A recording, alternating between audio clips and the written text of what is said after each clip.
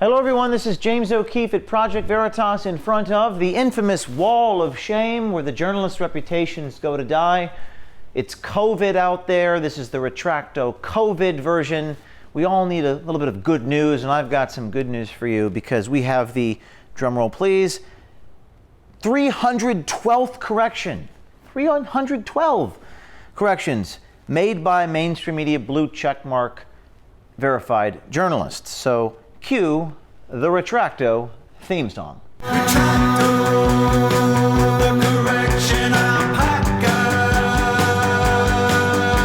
Retracto, he's coming at ya. Today's retraction comes from Politico.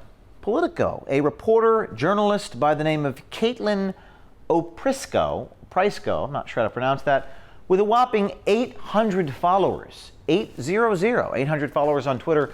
Just to remind you, this is your weekly reminder that myself, I have 715,000 followers, and I'm not actually verified on Twitter. I'm not sure of how many other people have that many followers. Maybe the Barstool El Presidente has more and is not verified, but there are very few people that have 1 million followers on Twitter and are not verified. So let's get a little into the weeds on this, because this is actually downright Shakespearean, what you're about to hear. So we asked for the retraction in an email. I'm going to show you some graphics here. We asked for an email in February asking Politico to make a change. So Politico reported, quote, O'Keefe later apologized for the Acorn series and paid $100,000 in a settlement. That was actually factually incorrect. That just wasn't the case. So we asked for a retraction.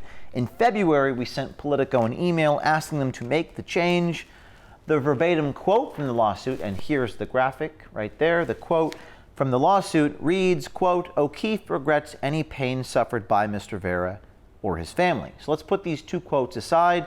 O'Keefe regrets any pain suffered by Mr. Vera or his family. Politico reporting, O'Keefe later apologized for the series. These are not two identical things. So we emailed them asking for a retraction.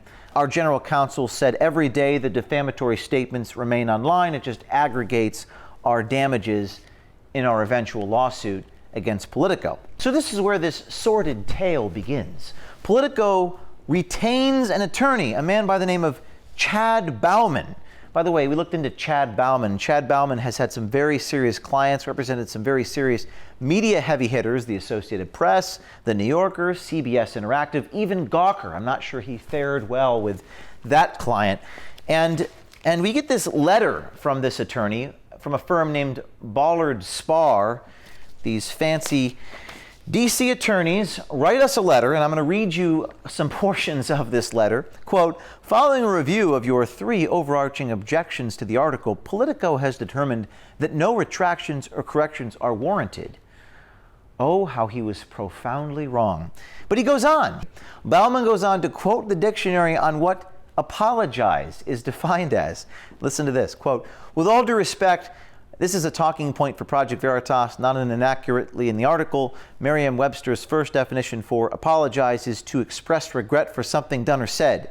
It is entirely reasonable to characterize Mr. O'Keefe's negotiated public expression of regret for causing pain compiled with a payment as an apology, even if Mr. O'Keefe did not literally use the words, I apologize. Isn't it interesting how they changed wording and changed the characterization? So let me tell you something. Regrets any pain to a subject of an investigation is not the same thing as apologizing for our journalism.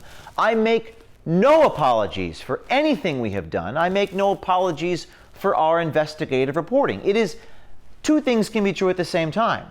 You can regret pain that's inflicted upon someone and also be proud of our investigative journalism. In fact, I've said this many times, journalism sometimes harms people. Good journalism sometimes harms people.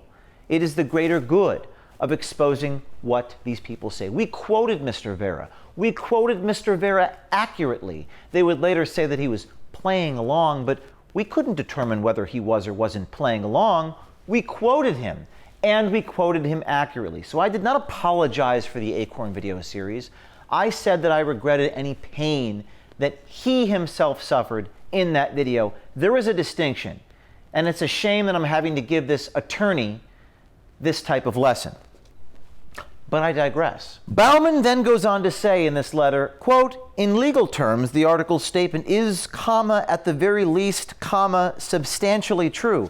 But it's not actually true, Mr. Bauman. Substantially true?